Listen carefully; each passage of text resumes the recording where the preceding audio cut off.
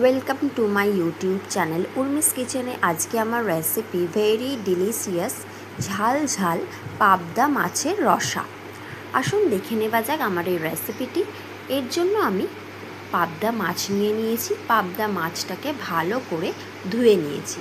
ধুয়ে নিয়ে এর মধ্যে নুন আর হলুদ মাখিয়ে নেব। নুন দিয়ে দিয়েছি, হলুদ দিয়ে দিয়েছি। এবারে মাছের দু পিঠ ভালো করে উল্টে পাল্টে মাখিয়ে নেব। আমি একটু সর্ষের তেলও দিয়ে দিলাম। ভালো করে মাখানো হয়ে গেছে। এবারে আমি ফ্রাইং প্যানে বেশ খানিকটা সর্ষের তেল গরম করে নিয়েছি।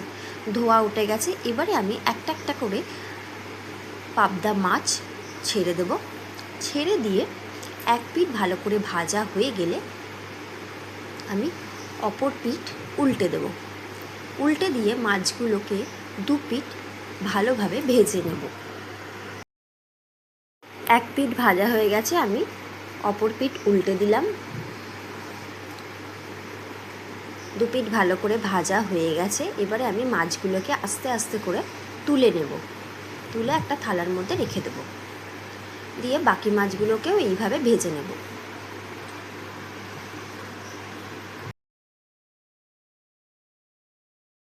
সব মাছ ভাজা আমার হয়ে গেছে। এবার আমি আগে থেকে কিছু মাছের জন্য আলু লম্বা করে কেটে সিদ্ধ করে রেখেছি। এবারে ওই তেলের মধ্যেই আমি আলুগুলোকে দিয়ে দেব।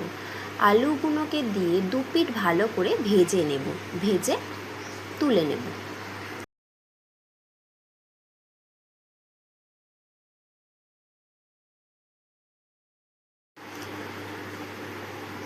আলুগুলো দু পিঠ ভালো করে ভাজা হয়ে গেছে লালচে করে। এবারে আমি তুলে রেখে দেব। এবারে ওই তেলের মধ্যেই শুকনো লঙ্কা, কালো জিরে ফোড়ন দিয়ে দিলাম। লঙ্কাটাকে ভালো করে ভেজে নিয়ে ভালো গন্ধ বেরোলে এর মধ্যে এক চামচ আদা বাটা দিয়ে দিলাম। দিয়ে তেলের মধ্যে আদাটাকে একটু কষিয়ে নিলাম। এরপরে এক চামচ রসুন বাটা দিয়ে দিলাম। বড় চামচের রসুনটাকেও তেলের মধ্যে কষিয়ে নিয়েছি। নিয়ে আমি এর মধ্যে আগে থেকে আমি পেঁয়াজ বেটে রেখেছিলাম, সেই পেঁয়াজ বাটাটা এর মধ্যে দিয়ে দিলাম। দুটো মিডিয়াম সাইজের পেঁয়াজ বেটে রেখেছিলাম, পেঁয়াজ বাটা দিয়ে দিলাম। পেঁয়াজটাকে এবারে তেলের মধ্যে ভালো করে আমি ভেজে নেব।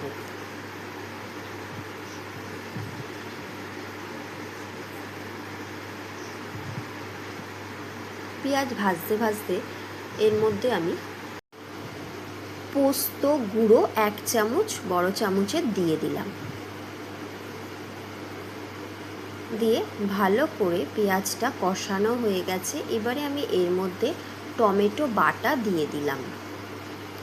দুটো মিডিয়াম সাইজের টমেটো দিয়ে দিলাম। টমেটোটাকেও ভালো করে কষিয়ে নিচ্ছি।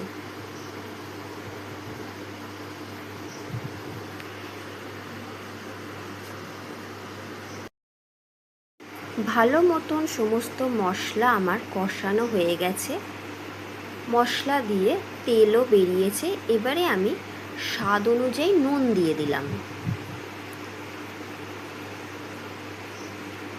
সামান্য বিট নুন দিয়ে দিলাম। এবারে আমি আগে থেকে কালো সর্ষে, সাদা সর্ষে বেটে রেখেছিলাম, সেই সর্ষেটা এর মধ্যে দিয়ে দিলাম। কাঁচা লঙ্কা চিড়ে দিয়ে দিলাম রঙের জন্য। একটি কাশ্মীরি লঙ্কা দিয়ে দিলাম। কাশ্মীরি লঙ্কার গুঁড়ো ভালো মতন মিশিয়ে নিয়ে স্বাদ অনুযায়ী চিনি দিয়ে দিলাম। ফুটে গেছে। এবারে আমি আগে থেকে ভেজে রাখা মাছগুলো এর মধ্যে দিয়ে দিলাম আর আলুগুলো এর মধ্যে দিয়ে দিলাম। দিয়ে ভালো করে এটাকে ফুটিয়ে নেব। ওপর দিয়ে ধনে পাতা দিয়ে দিলাম। হয়ে গেল আজকের আমার রেসিপি পাবদা মাছের রসা।